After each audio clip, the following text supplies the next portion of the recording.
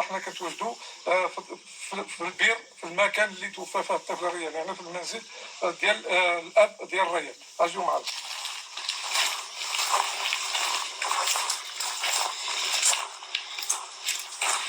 هذا هو المكان فين كانوا ديك الاليات كيحفروا ليله 5 ايام من شهر فبراير من سنه 2022. هنا كان هذوك الاليات كيحفروا، وها هو البير. احنا غادي نوصلوا دابا لديك البير.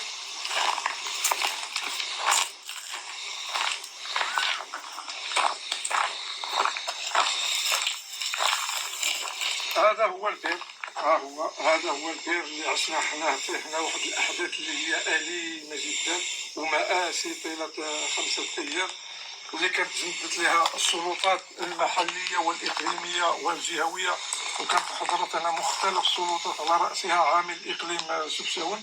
هذا هو البير اللي كان طاح فيه الطفل ريان نهار يعني في شهر فبراير من سنه 2022. وشوفوا دابا كيفاش رجعت هذه البلاد. ها هي كيف كتشوفوا هنايا، هنا في هذه البراكه هذه، هنا كانت ديك الكاميرا اللي كنا كنشوفوا فيها هذيك الطفل، هنا كانت عندنا مثبته في هذه البراكه هذه، هذه البراكه ديال القصدير، هنا كانت ديك الكاميرا. كيف كتشوف معنا راه باقي تما ديك الحدايد وديك الحوادث اللي كانوا يستعملوهم في ديك الحفير. دابا اجي نشوفوا المنزل ديال الاسره ديال الطفل كيفاش اصبح من بعد ما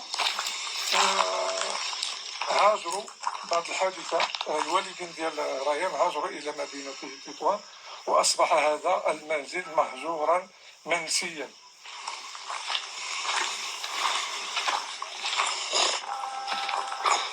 وكيف كتشوف هنايا اللي استغربت له هو ان هنا واحد الاشجار هذوما المثمره اللي هي الداليه هنايا باقه متشبكه بالحياه رغم الهجره اللي هاجروا هاد الناس من هذا المنزل. اجي دابا غادي نشوفوا. وهنا لحسن الصدفه كنلقاو هنايا السيد خالد ورام الاب ديال الطفل ريان.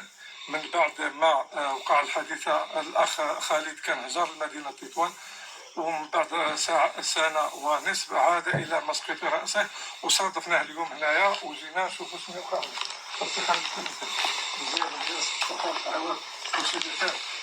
احنا جينا لعندك السي خالد هنايا من بعد يعني سنه ونصف على الاحداث ديال الطفل ريان، باش نقربوا يعني للراي العام شنو تغير في الدوار ديال الاغرام من بعد الحادث. كيف كتشوف هاد المنازل اصبحت مهجوره، ما ساكن هنا حتى واحد. وهي في الاصل هاد المنزل هذا الاسره ديال ريان كانوا بصدد. كلنا كنا طفل واحد وكلنا احتجنا.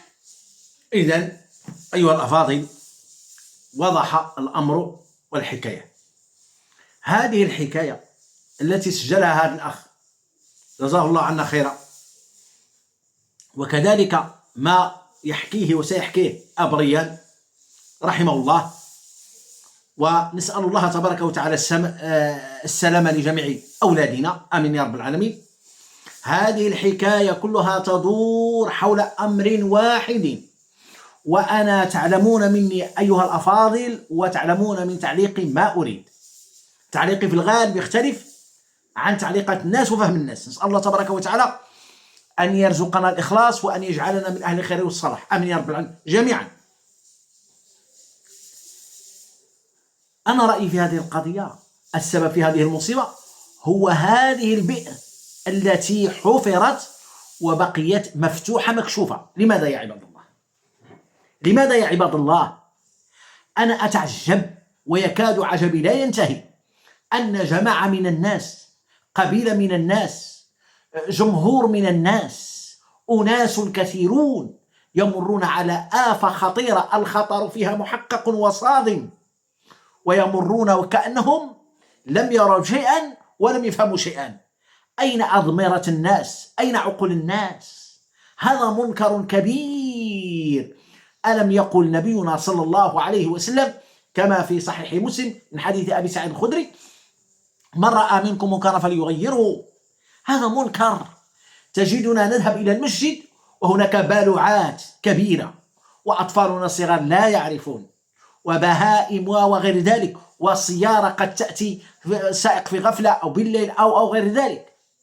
وهذه البلوعة مفتوحة فيسقط فيها طفل فيموت، وتسقط فيها السيارة فتضيع، وتقع فيها آفات كثيرة. والناس يمرون إلى المساجد عباد الله، يذهبون إلى المسجد ولا يقفون، يأتون بحجر أو بعجلة يعني مستعملة إلى غير ذلك، ويضعونها كعلامة وكوقاية لهذه الحفرة. كذلك الناس الذين يحفرون هذه الآبار في جميع الدنيا، لا أقول في بلدنا فقط، إذا حفرت البئر فعليك أن تضع له سياجا وحماية، وإذا كانت معطلة ولم ترزق فيها بماء فعليك أن تردمها وتجعلها كما كانت. لما تفعلوا المصيبة في الأرض وتحفرون وتفعلون وفي الآخر تبقى هكذا للآفات وللمصائب؟ السبب في هذه المصيبة التي وقعت هي هذه البئر التي كانت على حالها مكشوفة. والغريب أن الجماعة والوالدين والد الريان يمرون بها بالصباح والمساء، ثم أنهم لا يحركون سكنا ولا ينتبهون ولا يلتفتون، فتركوا هكذا. حتى أن أمه قالت: لما ضاع الابن، أي لما لم أجد ولدي، علمت أنه في البئر. لا حول ولا قوة إلا بالله. هي عرفت بأن ولدها المفقود حينما اختفى، قالت: عرفت أنه في البئر. نسأل الله العافية. إذا لما تتركون هذا الخطر يا عباد الله؟ أنا أنادي المسلمين جميعا والعقلاء جميعا، حيثما وجدتم هذه الحفر ففكوا أمرها عن الناس وأبعدوا خطرها عن الناس، خاصة الأطفال. في مدينتي جاء فلاح وحفر بئرا فلم يجد فيها ماء، تركها وذهب.